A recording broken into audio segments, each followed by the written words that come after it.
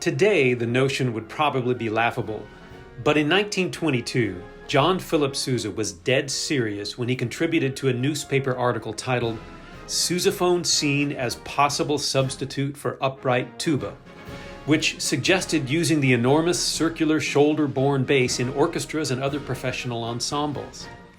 As the legendary bandmaster put it, quote, "It is my belief, when properly played, that the sousaphone tone mingles with better effect with the tones of other instruments, string and brass, than is the case with the ordinary bass instruments."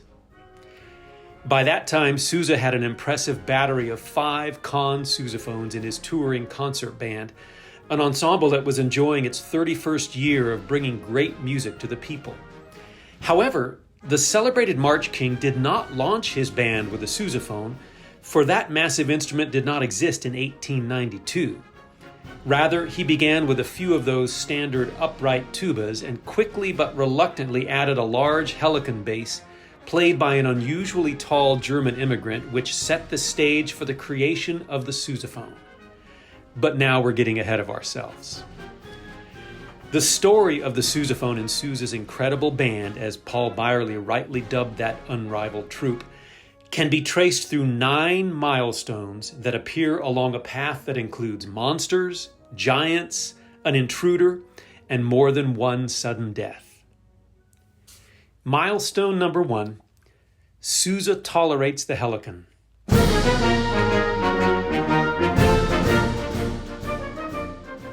It was the sudden death of Patrick Sarsfield Gilmore just 2 days before the debut of Sousa's new Marine band that set the stage for Sousa's rapid ascendancy as the greatest bandmaster in the country. Gilmore, whom Sousa deeply respected as the father of the concert band of America, was touring at that time with an ensemble of 100, promoted without argument as the greatest band in the world. The bass section was 8 strong, consisting of 5 standard tubas, 1 bass Antoniophone, and 2 helicon tubas.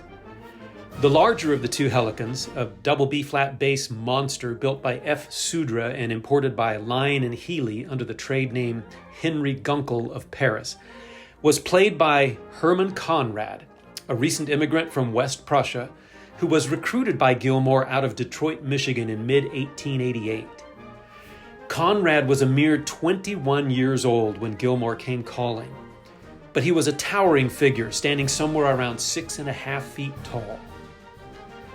Sousa inherited both Conrad and his monster helicon in early 1893, about 5 months after the death of Gilmore, when the young giant, along with 12 more of Gilmore's men, gladly joined the newly formed band.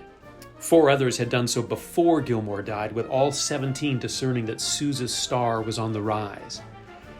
But Sousa was almost certainly conflicted when Conrad joined the ensemble, as he was not a fan of the helicon tuba, given that it did not produce the bass sound that he desired in his band.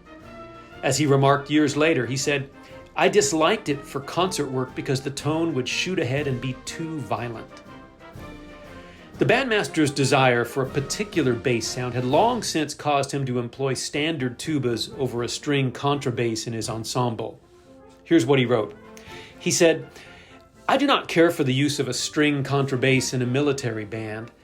The bass tuba does all and more than a contrabass can do, is richer, gives fuller and sounder harmonic basis for the volume of tone, and can be played on the march, which a contrabass cannot." However, the helicon, while ideal for marching, was clearly not the best concert tuba in Sousa's mind. But that was the type of bass that Conrad brought with him from Gilmore's band, playing his monster version with great expertise, so the bandmaster tolerated it for a few years. In fact, it appears that Sousa, for a short period, had to tolerate 2 large helicons in his band. In the mid-1890s, when many of his bandsmen were furnished with instruments from the Philadelphia factory of J.W. Pepper, it was reported that bassist George Barber played, quote, "the largest practical tuba in the world, made by Pepper, and originally exhibited at the World's Columbian Exposition in 1893. It was labeled a grand concert tuba and said to have appeared in Sousa's Peerless Concert Band at Manhattan Beach, being one of the prominent attractions of the band. Barber likely played his instrument in the summer of 1894 and or 1895 as part of the bass section that already featured Conrad's helicon. But Sousa had a plan to eventually eliminate such horns. He had pitched an idea to Pepper back in 1892, shortly before he launched his civilian band, that would lead to the bass sound that he was seeking. The thought was to modify a monster helicon, perhaps like Barber's, to, quote, have an upright bell of large size so that the sound would diffuse over the entire band like the frosting on a cake. The new creation would be called a sousaphone in honor of the bandmaster who dreamed it up. Milestone number 2. Pepper modifies the monster.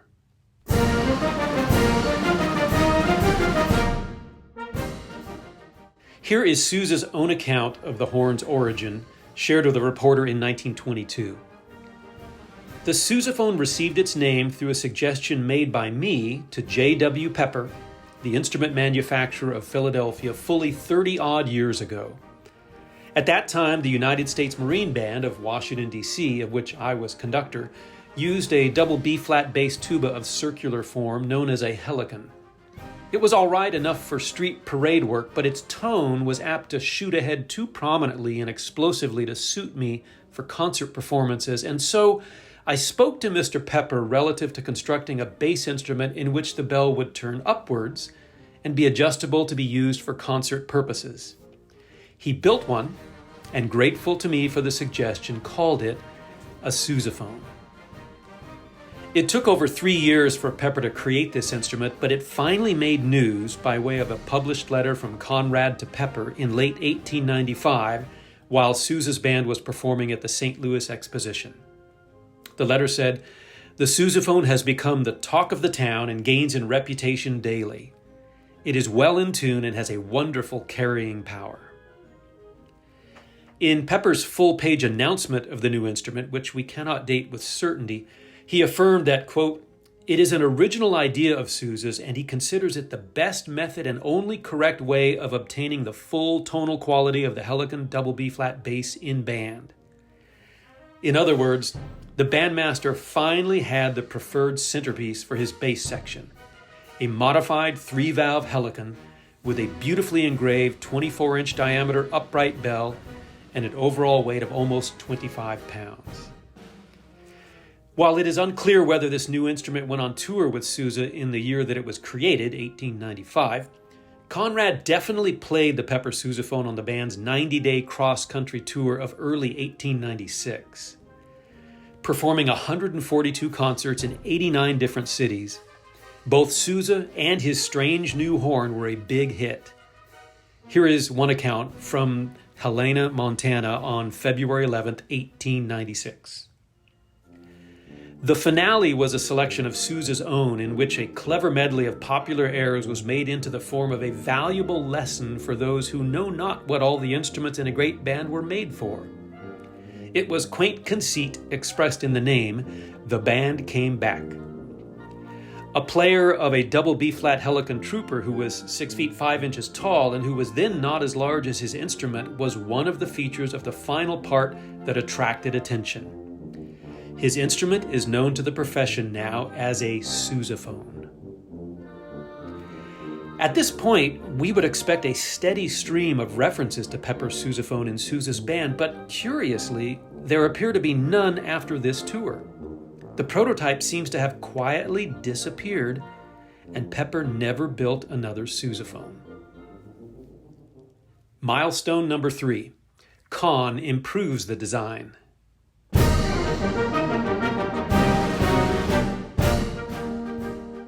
What we do find at the beginning of 1898 in the Music Trade Review is the following introduction to the sousaphone as if such an instrument had never been seen before.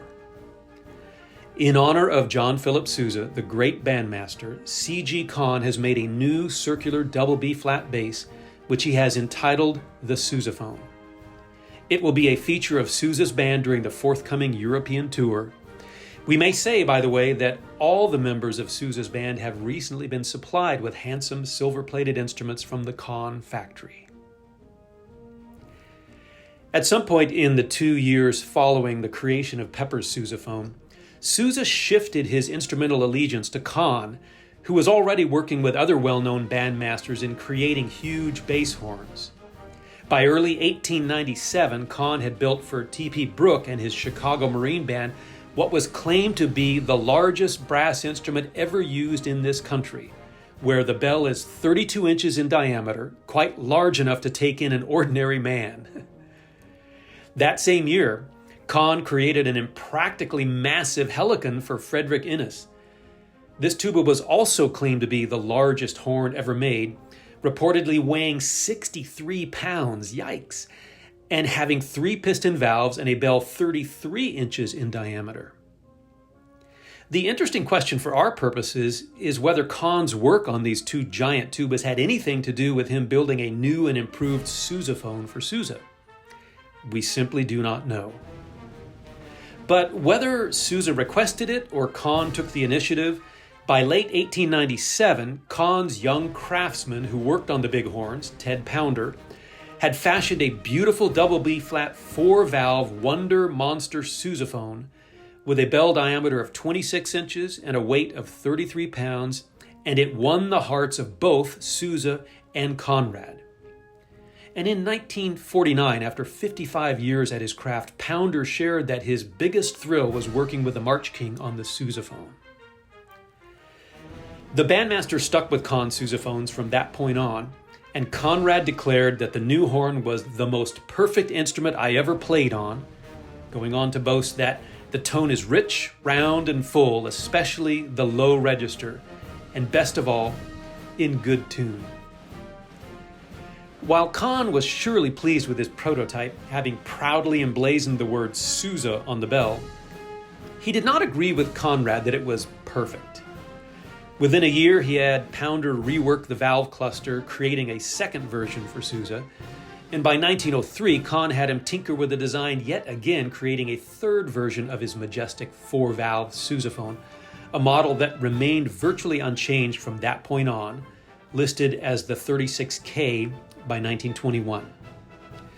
The second version was the very first sousaphone to be seen outside of North America when it finally traveled with Sousa to Europe in 1900. Prior to the band's departure, the Musical Courier, published in New York City, remarked that Sousa's, quote, bass section is magnificent, comprising the great Conn sousaphone played by Herman Conrad, the monster American model and wonder double B-flat basses played by Helleberg, yes, that Helleberg, Seavey, and Del Negro. They were all playing Conn tubas, as Conn had indeed outfitted the entire band with instruments made in his Elkhart, Indiana factory. The third and final version of Conn's 4-valve sousaphone elicited even greater acclaim during the European tour of 1903, this time from a German reporter, who wrote, "Very conspicuous is the softness of the brass instruments, especially of the tubas, to say nothing of the really carrying power effect of a certain bass tuba called sousaphone, which produces an astonishing effect in the contra-octave tones." While Conrad surely enjoyed such praise for his playing, he was at times reminded of the burden that he shouldered literally. For example, on that tour in 1903, after a late-night concert in Warwick, England, which the band had played entirely from memory because the luggage cart with the music never arrived, the freezing rain forced the band members to walk the 3 miles back to their hotel. One report noted that, quote, "The player of the large brass instrument, which they call the sousaphone," and just think raincatcher at this point, "was unlucky enough to miss the instrument carts and so had to carry it all the way. It weighs 33 pounds, he said on Sunday. I guess it weighed 333 before I got to the hotel." That tour ended up being Conrad's last. Milestone number 4. One giant follows another.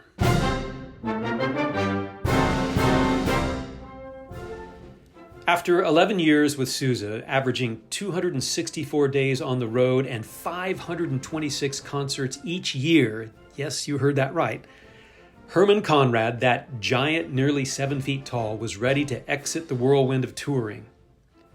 While he helped Arthur Pryor launch his new band that fall in 1903, and sat in with that ensemble numerous times as a sousaphone soloist for concerts at Asbury Park, New Jersey, Conrad's main work post-Sousa was as a founding member of the Victor Orchestra for the Victor Talking Machine Company, first in Philadelphia and then across the river in Camden. He added his masterful playing to hundreds of Victor recordings until his untimely death at 1920. But once Conrad left the band in 1903, Sousa wasted no time in finding a worthy replacement for the centerpiece of his bass section. His name was John Welsh Richardson, but he went by Jack, and he was the same height as Conrad, around 6.5 feet tall. As one writer put it years later, quote, "Jack is the tallest and biggest bass player in America, and it is quite appropriate that he should play the largest instrument of the largest traveling concert band of the world." He played sousaphone in Sousa's band for a combined 22 years, 1904 to 1910, and then 1912 to 1917, and then finally 1923 to 1931. The longest tenure of any tuba player, leading some to wrongly assume upon his death in 1939 that, quote, Richardson designed the sousaphone and was the first and only player of the instrument for many years, which again is simply not true. In 1894, at the age of 19, Richardson worked in a cigar factory near his home in Lancaster County, Pennsylvania, and started playing an E-flat tuba in local bands. In 1897, he moved to Newark, New York, continuing to hand-roll cigars, but also playing a double B-flat helicon in a newly formed band where he made the decision to become a professional musician. 3 years later, he moved to Buffalo, playing with various bands before, during, and after the Pan American Exposition that was held in that city from May 1st to November 2nd, 1901. And it may be that Sousa met or at least observed Richardson that summer as his band performed at the exposition from June 10th through July 6th. But either way, after his time in Buffalo, Richardson spent 2 seasons with Brooks' Chicago Marine Band, and after returning to Buffalo in 1903, the 29-year-old giant was recruited by Sousa to replace Conrad, either for the final tour of that year or perhaps the first of 1904. The big man with the big horn, as he had come to be called, had reached the top of his profession. Milestone number 5, Shorty circles the globe.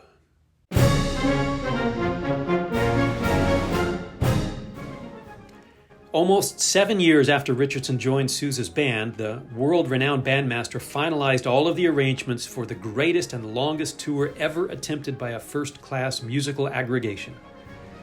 While the trip was referred to as a world tour, the band made only a handful of stops in foreign lands, and only English-speaking ones at that: the British Isles, South Africa, Australia, New Zealand, and Western Canada. The 352-day adventure, involving 474 concerts, concluded with a celebratory transcontinental tour moving west to east across the United States.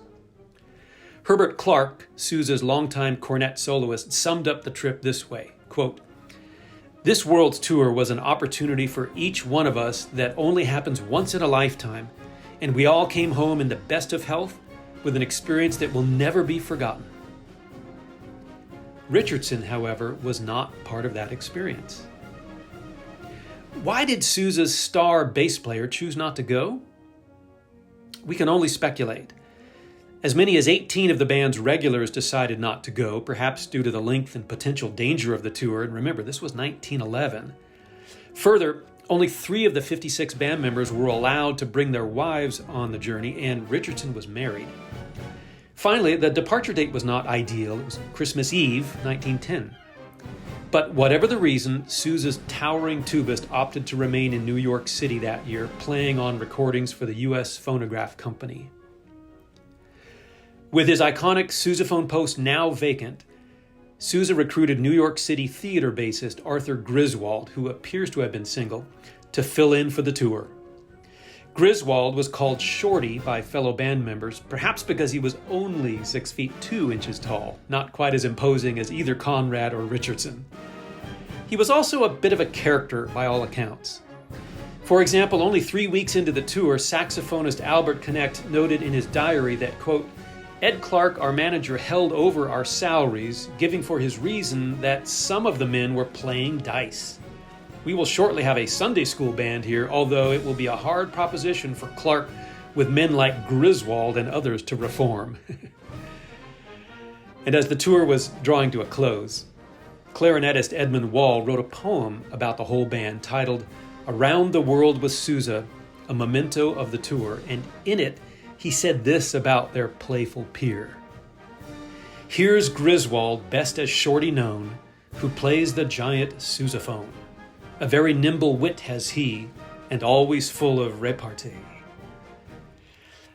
But Griswold was no joke when it came to playing his horn, described by an intrigued Australian reporter as a, quote, big brass instrument with a funnel like a locomotive. Of course, wrangling such a beast for rehearsals on board ship during turbulent seas proved perilous. I mean, imagine the difficulty in trying to play an instrument with the ship pitching and tossing to such an extent that it was almost impossible to keep seated.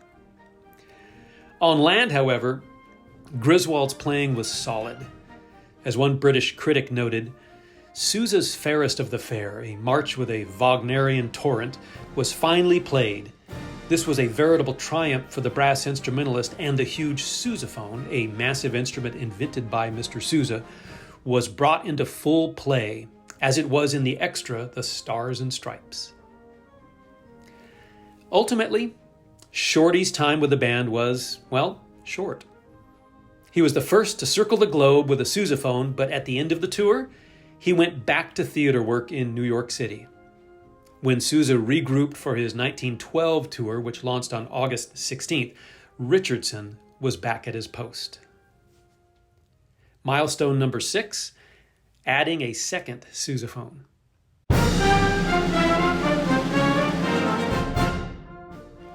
Three years later, Sousa decided to give his beloved giant a partner, shifting from one sousaphone being the centerpiece of the bass section to having two serve as bookends.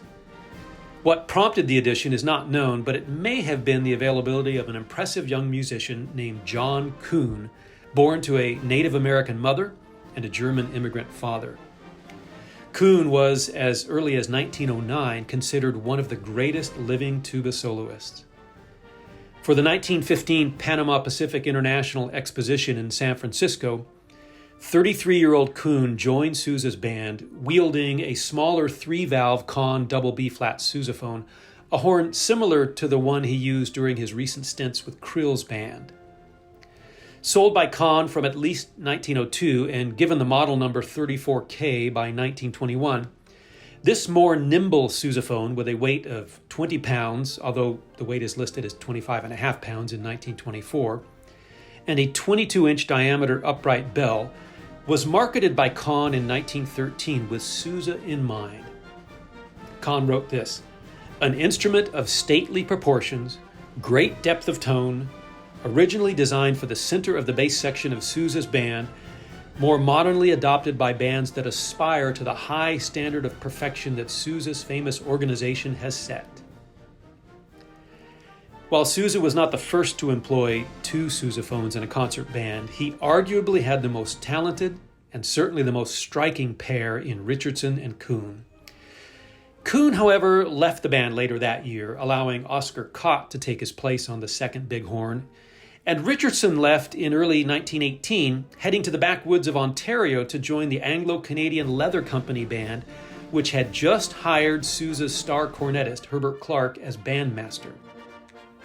Cott joined Richardson in Ontario later that year, so for 1919, Sousa recruited Conn once again, along with William Webster, and they were claimed to be, quote, two of the largest bandmen in America. The report continued, it is said that they combined physical bulk and musicianly ability in equal parts, these qualifications being, it is declared, absolutely essential for the services required. They will play the two sousaphones, which are important instruments in the makeup of the band. Conn, for the following 2 years, played the larger 4-valve sousaphone alongside Hank Stern, who seems to have replaced Webster, and then Walter Goebel. And Conn was cleverly but erroneously referred to as Red Cloud, although Conn gave himself that name, as well as Sousa's Sue, but he was not Sue, he was Assiniboine.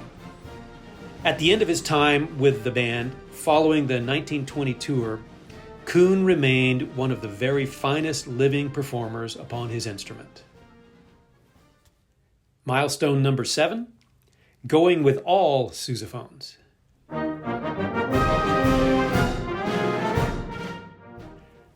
For the 1921 tour, it appears that Sousa recruited Edward Barant on the 4-valve and Daniel Markert on the 3-valve to fill the 2 sousaphone posts. Barant was 30 and listed as tall, but Markert was 55 with a height of only 5 feet 7 inches. Young giants, it seems, were no longer required. 18-year-old tuba prodigy William Bell was also new to the bass section that year, as were Nicola Ferrara and Fred Paff. And by summertime, Bell was regularly featured as a soloist on Barant's 4-valve sousaphone, which it seems he never relinquished during the rest of his time in the band, which was 1921 to 1924. But that September, toward the end of the 1921 tour, we encounter something that is either a typo in a newspaper report or a sign of things to come.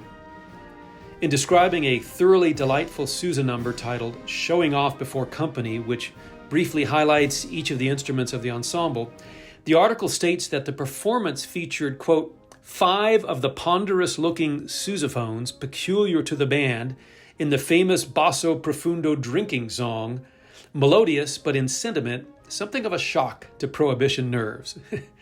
You have to love the dry humor there. So 5 sousaphones now.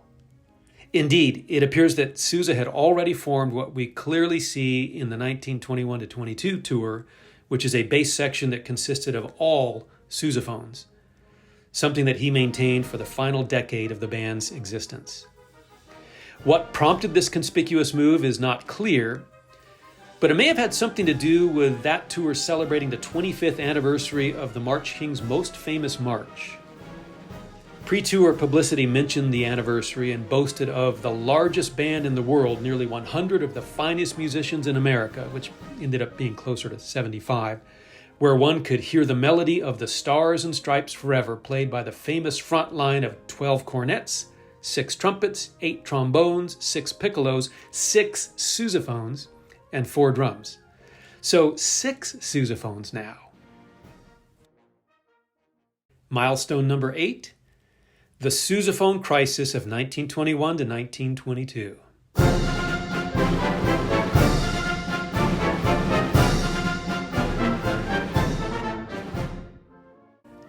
The 1920s were clearly the heyday for sousaphones, with these immense instruments showing up in all kinds of bands, typically, though, in the bell front design, which was introduced by Conn back in 1908 and initially called a Wonderphone Helicon, being renamed a Sousaphone Grand in 1914.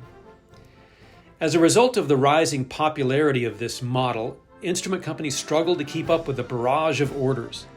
In mid-1922, J.F. Boyer, secretary of C.G. Conn Limited, who worked closely with J. Sims, Sousa's personnel manager, frankly admitted to Sims that, quote, sousaphones are scarce and greatly in demand.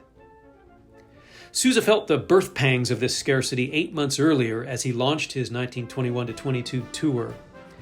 Failing to obtain the advertised 6 sousaphones, the bandmaster was forced to begin the tour with only 4 in the section, and the 5th one secured along the way was an intruder, an unwelcome bell front horn, which created the same issue that Sousa disliked about the helicon tuba. That 4-valve Conn Sousaphone Grand, built in 1917, was owned by Earl Field, whom Sousa drafted into his bass section when the band was performing in Seattle, Washington, almost 4 weeks into the tour.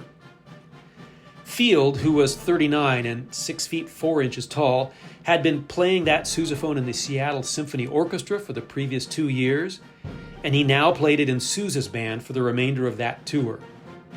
This seems to have been the one and only time that Sousa tolerated a bell front sousaphone in his band. At the end of the tour, the upright bell horns were returned to Conn for, as Boyer reminded Sims, quote, "The sousaphones are to be held as our property loaned to the band."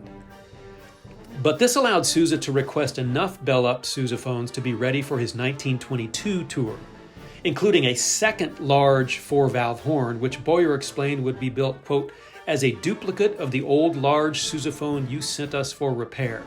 Now, that old horn is perhaps the 1905 Conn sousaphone in the Greenleaf collection at the Interlochen Center for the Arts, which is currently on loan to the Musical Instrument Museum in Phoenix, Arizona. The hope was to have 2 large horns and at least 3 smaller ones, but this grand plan began to fall apart almost immediately. 8 days before the tour began, Boyer confessed to Sims that he could only send the band 3 sousaphones, the old large one and now repaired, and 2 of the smaller ones that you used last season. He also clarified that the new large one that Sousa ordered, quote, "was not ready for shipment as yet." But what most frustrated Sousa was what Boyer later admitted, quote, "Unfortunately, one of the 3 smaller ones which you thought could be returned to you was sold by one of our salesmen who did not know that those 3 were reserved for the Sousa band. Of course, accidents will happen in any concern."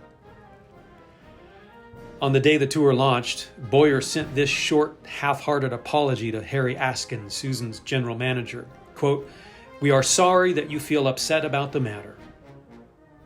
3 days later, Sims received from Boyer this matter-of-fact admission, quote, "I am very sorry that we were unable to get another sousaphone on to you. I know that Mr. Sousa is very much put out about it, but it was utterly impossible." 3 weeks later, when the band was a few days into its 36-day residency at Willow Grove Park in Pennsylvania, 4 Conn sousaphones arrived in trunks, but not yet the new large one, as it was, quote, "in the plating room and will soon be sent." Before the end of the 1922 tour, however, that spectacular new monster took its place next to the old large one. And Sousa's sousaphone crisis was finally over. The bandmaster finally had his preferred quintet of sousaphones, or modified helicon horns, with all of their explosive craters turned upwards. Milestone 9, the end of a sousaphone era.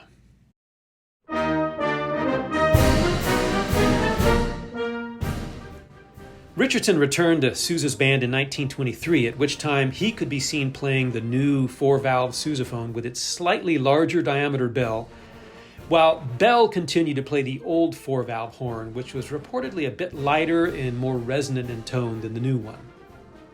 And once Bell left the band after the 1923-24 tour, Richardson shifted back to playing the older horn. That year also marked the one time a Sousa band sousaphone has died while on the road.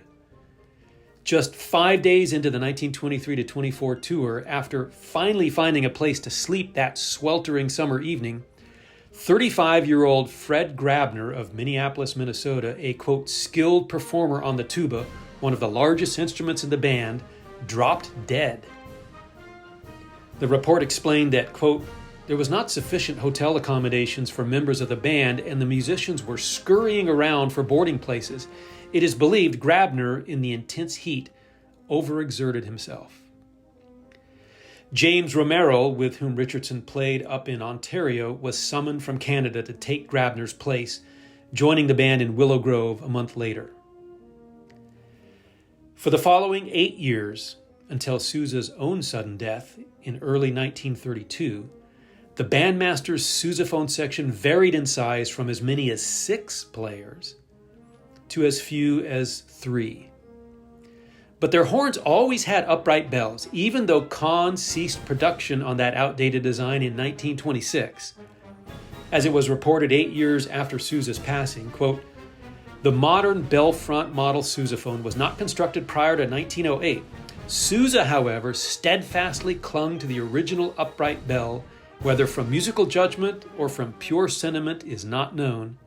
In either case, he was amply justified." Amply justified indeed.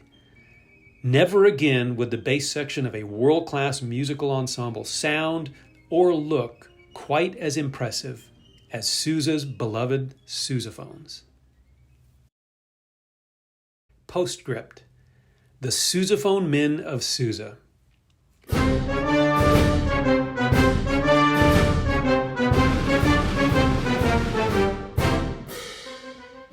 In all, it appears that 37 different men, each wielding that striking and now quite rare modified helicon tuba, had the privilege of performing under the baton of the legendary bandmaster who dreamed up their unique instrument.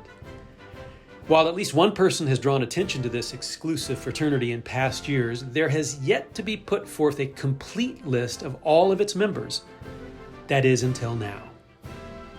Here it is in an attempt at chronological order, noting the years that these fortunate men toured with Sousa's incredible band while playing the sousaphone.